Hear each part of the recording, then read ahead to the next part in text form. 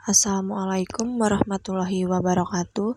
Saya Leoni Dwi Kusumawardani, NIM 161124000011 ingin menjelaskan tugas presentasi mata kuliah Bahasa Indonesia yang bertemakan tentang kedudukan bahasa Indonesia sebagai bahasa nasional dan bahasa negara. Sebelumnya, saya ingin menjelaskan secara singkat pengertian dari bahasa Indonesia.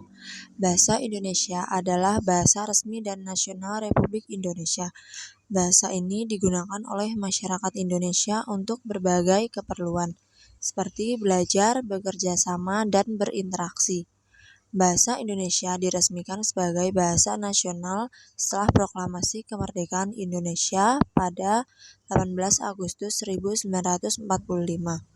Ketetapan ini dituangkan dalam Undang-Undang Dasar 1945 Pasal 36. Selain di Indonesia, bahasa Indonesia juga digunakan di beberapa negara lain, seperti Malaysia, Singapura, dan Brunei. Di luar Asia Tenggara ada juga komunitas kecil berbahasa Indonesia di Belanda dan Suriname. Selanjutnya ada sejarah bahasa Indonesia. Untuk dapat meraih kedudukannya sebagai bahasa nasional dan bahasa negara, bahasa Indonesia memiliki sejarah yang sangat panjang. Telah diketahui bersama bahwa bahasa Indonesia yang kita gunakan saat ini berasal dari bahasa Melayu. Ada beberapa alasan yang menyebabkan diangkatnya bahasa Melayu sebagai bahasa Indonesia. Pertama, bahwa bahasa Melayu merupakan lingua franca, atau bahasa yang dipergunakan sebagai alat komunikasi sosial di antara orang-orang yang berlainan bahasanya di Indonesia. Alasan kedua yang menyebabkan diangkat bahasa Melayu sebagai bahasa Indonesia adalah kesederhanaan sistem bahasa Melayu yang tidak memiliki tingkatan. Alasan terakhir yang menyebabkan diangkatnya bahasa Melayu sebagai bahasa Indonesia adalah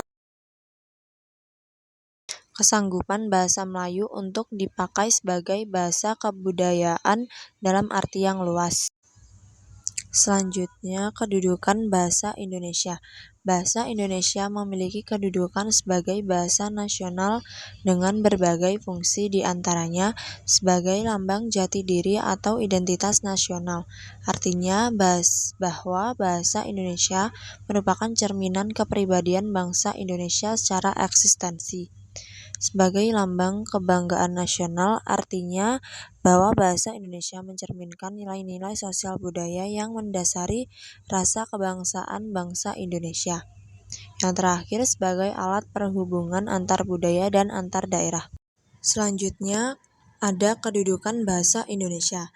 Bahasa Indonesia memiliki kedudukan sebagai bahasa kenegaraan dengan berbagai fungsi, di antaranya yang pertama, sebagai bahasa resmi negara. Bahasa Indonesia digunakan untuk berbagai keperluan kenegaraan, baik lisan maupun tulis, seperti pidato-pidato kenegaraan, dokumen-dokumen resmi negara, dan sidang-sidang yang bersifat kenegaraan. Yang kedua, sebagai bahasa pengantar resmi di lembaga-lembaga pendidikan. Dalam fungsinya ini, bahasa Indonesia digunakan sebagai sarana penyampai ilmu pengetahuan kepada anak-anak didik di bangku pendidikan dari tingkat taman kanak-kanak sampai dengan perguruan tinggi baik negeri maupun swasta.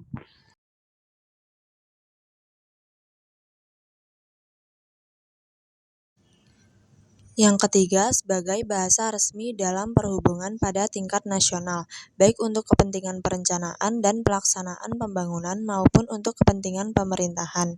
Yang keempat, sebagai bahasa resmi di dalam kebudayaan dan pemanfaatan ilmu pengetahuan dan teknologi modern. Artinya bahwa bahasa Indonesia dipakai sebagai alat untuk mengembangkan dan membina ilmu pengetahuan, teknologi, dan kebudayaan nasional sehingga tercipta satu ciri khas yang menandakan satu kesatuan negara Indonesia dan bukannya kedaerahan.